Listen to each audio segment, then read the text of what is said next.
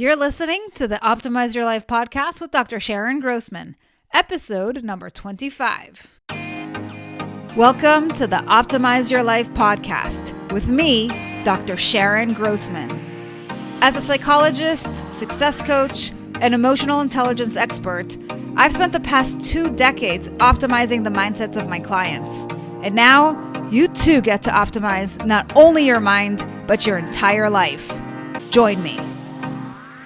Hey, welcome back to the podcast. How's it going, guys?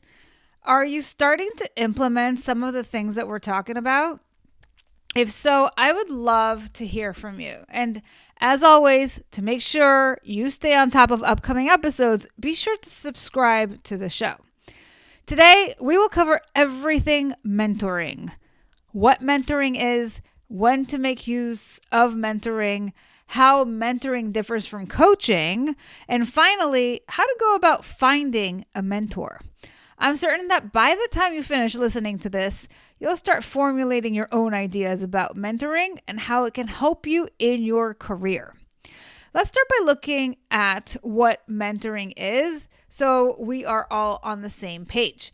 According to the Association for Talent Development, mentoring is a reciprocal and collaborative at-will relationship that most often occurs between a senior and junior employee for the purpose of the mentee's growth, learning, and career development. That said, there are actually 2 types of mentoring, formal and informal.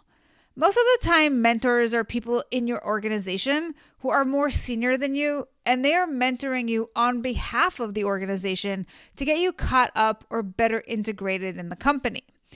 They might help you focus on company goals or culture. Typically, when you work with a mentor outside the organization, the focus will be more on your career goals and professional development. If the relationship is a formal one, as in the case of a manager at the company for which you work, you will likely have set goals that are measurable. Each time you meet, you'll go over your progress and ensure you are being held accountable. In informal settings, mentoring can be more focused on best practices, on establishing better work-life balance, or on advice for enhancement. If you work for an organization that has a mentoring program, they will often approach you, but if they don't, it will likely be as simple as stating that you're interested in mentoring and finding someone who's available and is aligned with your needs.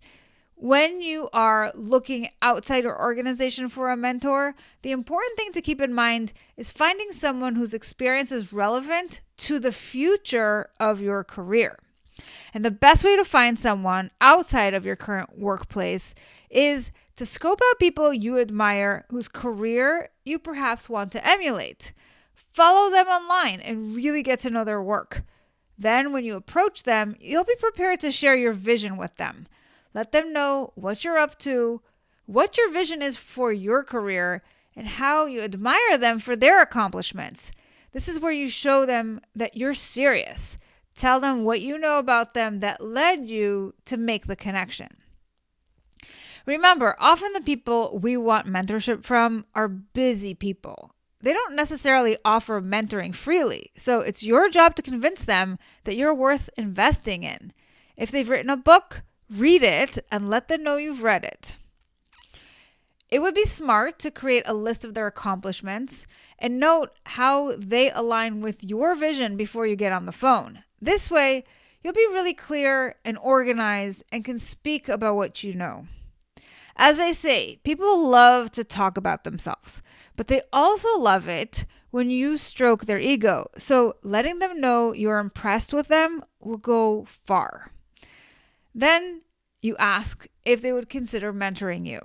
And you'll be surprised. More often than not, even very successful people will be open to this if they like you and feel like working with you would be a way for them to pay it forward.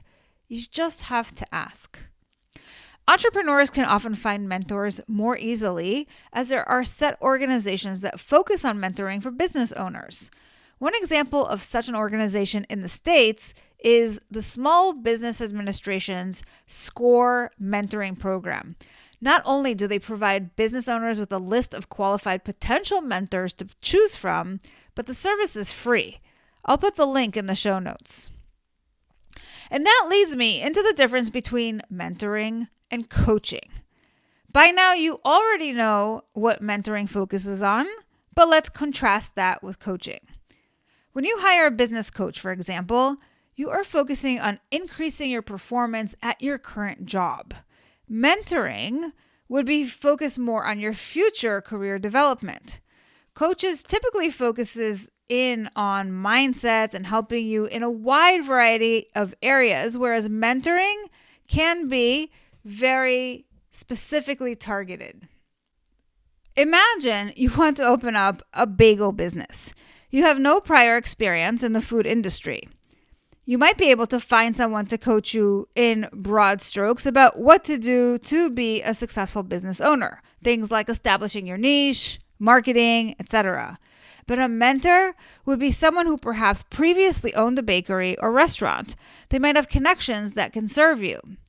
Or if you are a manager, but you want to move up in your career, you might find a coach to help you overcome mindset barriers to your next move. But a mentor would likely be someone who's already climbed the corporate ladder and perhaps has retired and can share the do's and don'ts with you. So consider where you are in your career or business and what mentoring can offer you. If you're working with a coach, you can still hire a mentor. They do different things.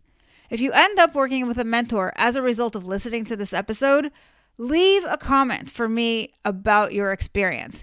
And if you are open to mentoring someone else, leave a comment under this episode and share what your expertise is, what kind of mentee you'd be willing to take on, and how they can get in touch. Join me next week to learn how you can develop a growth mindset. Until then, take care. Thanks for listening to the Optimize Your Life podcast. If you loved what you heard, join my Tribe to Thrive. It's a free community where you'll receive daily tips and weekly trainings to optimize your life. Go to drsharongrossman.com to sign up. I'll see you on the inside.